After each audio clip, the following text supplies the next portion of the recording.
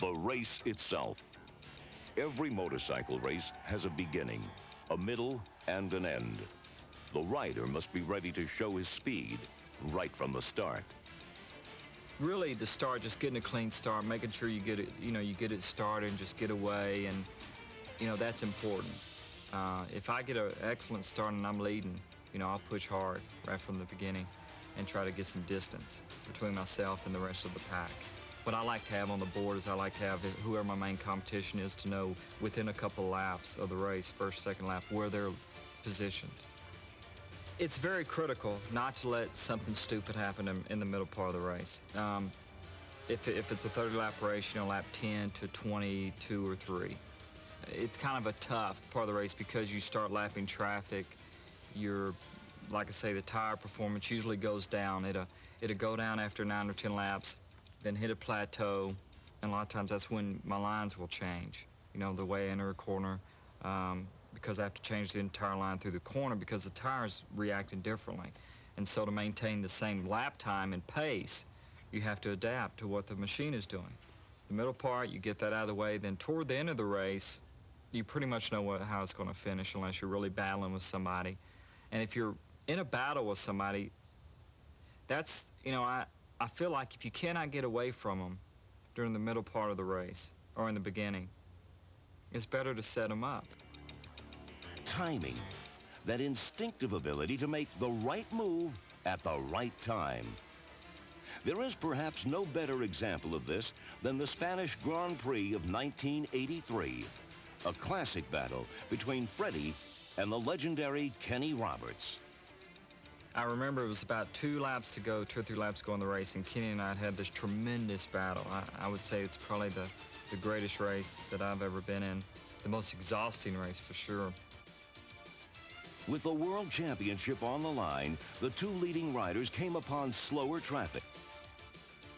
I think that's a good example of how he perceived the situation one way, and I chose another route, and mine worked. He took the logical choice of trying to pass the 2 riders on the inside, but I figured if Kenny chose that, I'm gonna go to the outside because this could be all backed up on the inside, and that's how it worked. And it worked out great for me. I was in the right place at the right time.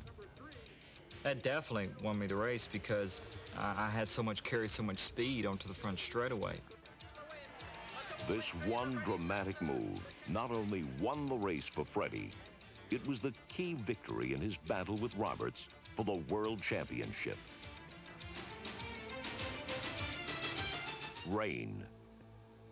In his quest for speed, the rider must take on not just the pavement, but the elements as well. It's a combination of controlled crazy because you're never sure what's going to happen next, especially when the racetrack is very puddled. With the spray hitting his visor at over 100 miles per hour, the rider often faces near zero visibility. Well, that's a problem, is vision. That's why it's best to be out front, because we have a problem with the shields fogging up, from the heat. I know a couple of guys who have been leading races have to stop because they can't see. Next, Freddie compares motorcycle racing with automobile racing. Now that we've had an opportunity to watch Freddie's secrets on 2 wheels, let's see how they relate to speed on 4 wheels. Recently, he tried his hand at car racing and quickly discovered some interesting differences. In driving a race car, for example, you have basically one line through a corner because you have an entry, an apex, and an exit. And I think that limits your creativity to a degree that you have in motorcycle racing or just in riding in general. And I think that's why a lot of people enjoy motorcycle riding, is because you can do so many things with the bike. You can go in low, you can go in the middle, you can go in high, you can square the corner off, or you can go in on the very bottom, right around on the bottom. There's so many different ways to approach it. I think the critical part is the changing of direction. And that is, that's the same in cars or bikes or anything.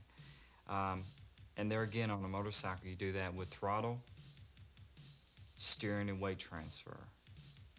And a lot of times that happens where you do the throttle and the weight transfer at the same time, and then you start steering it. When I talk about attack the racetrack, it's not working too hard.